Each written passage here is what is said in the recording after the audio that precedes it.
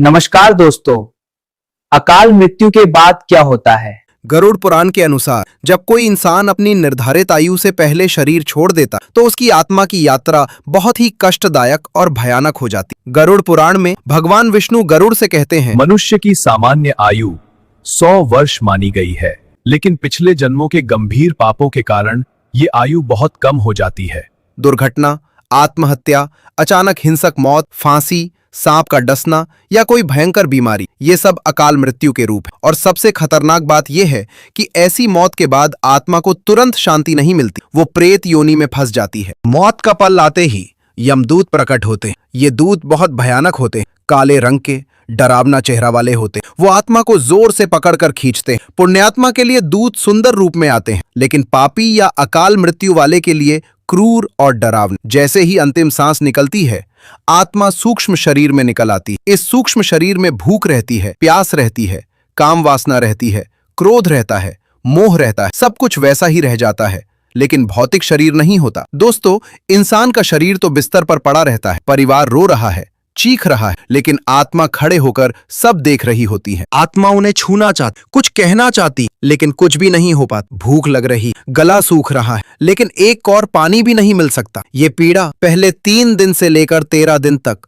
बहुत तीव्र रहती। मृत्यु के बाद आत्मा सबसे पहले अपने घर के आसपास भटकती। वो अपने परिवार को देखती है, अपने बच्चों को, पत्नी को, माता पिता को। वो उनके आंसू देखती है, उनकी चीखें सुनती है, लेकिन कुछ कर नहीं पाता। अगर परिवार 13 दिनों में सही विधि से श्राद्ध, पिंडदान, तर्पण नहीं करता तो आत्मा बहुत क्रोधित हो जाती है। और सबसे भयानक स्थिति तब आती है जब मौत आत्महत्या से हुई हो। गरुड़ पुराण में साफ लिखा है, आत्महत्या करने वाला अपनी बाकी बची आयु प्रेत योनि में काटता है। अगर आयु 80 साल थी और वो 40 में चला गया तो अगले 40 साल वो प्रेत बनकर भटकेगा। प्रेत कैसा होता? भूख प्यास से तड़पता है, लेकिन खाना पानी नहीं मिलता। इच्छाएं बहुत तेज रहती हैं, धन की, परिवार की, शारीरिक सुख की, लेकिन कुछ भी पूरा नहीं होता। वो उसी जगह भटकता है जहां उसकी मौत हुई या जहां उसका सबसे ज्यादा मोह था। रात के समय घर में अजीब आवाजें, सामान गिरना, चीखें सुनाई देना, ये सब प्रेत की पीड़ा के संकेत होते हैं। 13वें दिन के बाद अगर सही श्राद्ध हो जाता है तो आत्मा प्रेत योनि से मुक्त होकर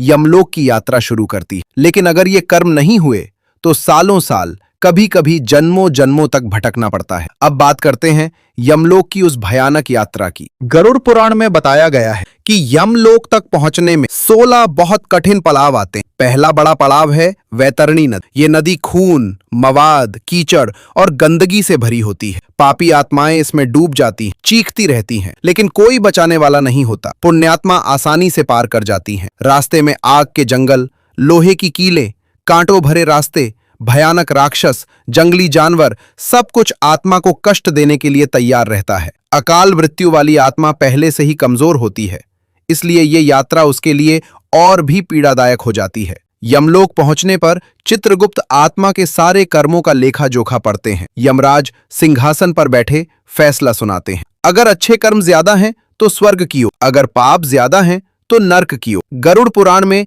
28 नरकों का विस्तार से वर्णन है। अगर आपको गरुड़ पुराण के अनुसार 28 नरक के बारे में जानना चाहते हैं, फुल वीडियो देखने के लिए डिस्क्रिप्शन एंड कमेंट में दिए गए वीडियो पर क्लिक करें।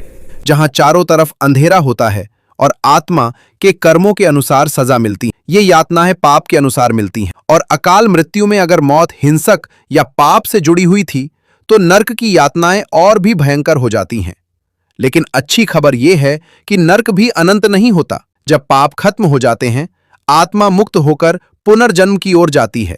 अगर कर्म अच्छे हैं तो पहले स्वर्ग मिलता है, वहां अप्सराएं, अमृत, संगीत, सुख सुविधाएं। लेकिन स्वर्ग भी स्थायी नहीं, कर्म खत्म होते ही पुनर्जन्म। अकाल मृत्यु वाली आत्मा ज्यादातर नीच योनियों में जन्म लेती है, कीड़े, पशु, कीट या बहुत गरीब और दुखी परिवार में। तो दोस्तों, गरुड़ पुराण हमें बार बार चेतावनी देता है, अकाल मृत्यु से बचने का एक ही रास्ता है, अच्छे कर्म, सत्य बोलना, माता पिता की सेवा, गुरु की आज्ञा मान। और अगर आपके परिवार में किसी की अकाल मृत्यु हुई तो उसके लिए जरूर श्राद्ध, तर्पण, पिंडदान, गरुड़ पुराण का पाठ करवाएं। ये कर्म उस आत्मा को प्रेत योनि से मुक्त कर सकते हैं। ये सब सुनकर मन में डर तो लगता है, लेकिन यही डर हमें बेहतर इंसान बनाता। वीडियो पसंद आए तो लाइक करें और कमेंट में जय श्री हरि विष्णु लिखें।